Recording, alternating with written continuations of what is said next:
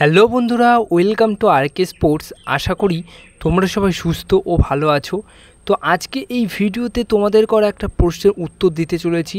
কিছুক্ষণ আগেই Jamie Maclaren তার ইনস্টাগ্রাম স্টোরিতে একটা পোস্ট করেন বা একটা স্টোরি দেয়, যেখানে আমরা দেখতেই পাচ্ছি সেই স্টোরিতে যে তিনি মুম্বাই গেছেন এবং তিনি ফ্লাইটে রয়েছেন, সেখান থেকে একটা ফটো তুলে তিনি কিন্তু পোস্ট করেন।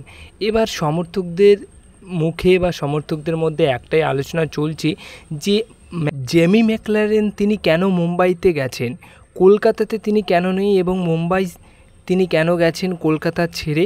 তো তোমাদেরকে বলে দিই যে কিছুদিন আগে অনুশীলন 1-2 দিন করার পর কিছুদিন আগেই তিনি কিন্তু চোট পেয়েছিলেন তার ঘাড়ের যে চোটটা পেয়েছিলেন সেই চোটটা কিন্তু পুরোপুরি ঠিক হয়নি, এবং কোচ মলিনা যতক্ষণ না একটা প্লেয়ার পুরোপুরি ফিট থাকছে ততক্ষণ কিন্তু সেই প্লেয়ারটিকে খেলায় না এবং রিজার্ভ বেঞ্চেও রাখে না।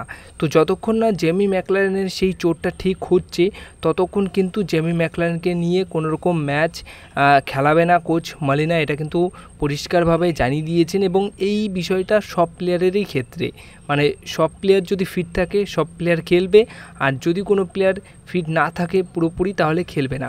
তো সেই মতো জেমি ম্যাকলারেনের ওই ঘাড়ের চোটটা কিন্তু এখনও অবধি পুরোপুরি ঠিক হয়নি, তাই কলকাতা থেকে তাকে মুম্বাইতে পাঠানো হয়েছে ভালো ডক্টরের কাছে, এবং সেখানে কিন্তু ম্যানেজমেন্টই তাকে পাঠিয়েছে, এবং সেখানে সেই ডক্টর দেখানোর পর ভালো করে জানতে পারা যাবে যে কত দিনের মধ্যে জেমি ম্যাকলারেনের চোটটা পুরোপুরি ঠিক হয়ে যাবে এবং তিনি পুরোপুরি ফিট হয়ে যাবে।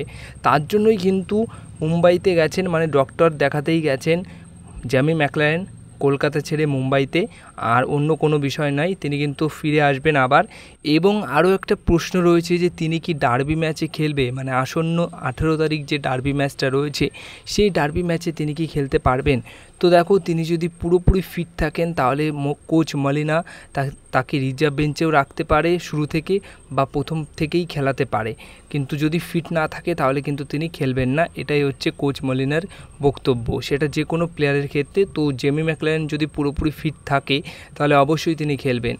তো এইটুকু বলতে পারি যে তার একটা খেলার চান্স আছে, রিজার্ভ বেঞ্চে তিনি অবশ্যই থাকতে পারেন, আর তোমরা সেটা সময় আসলেই কিন্তু দেখতে পারবে।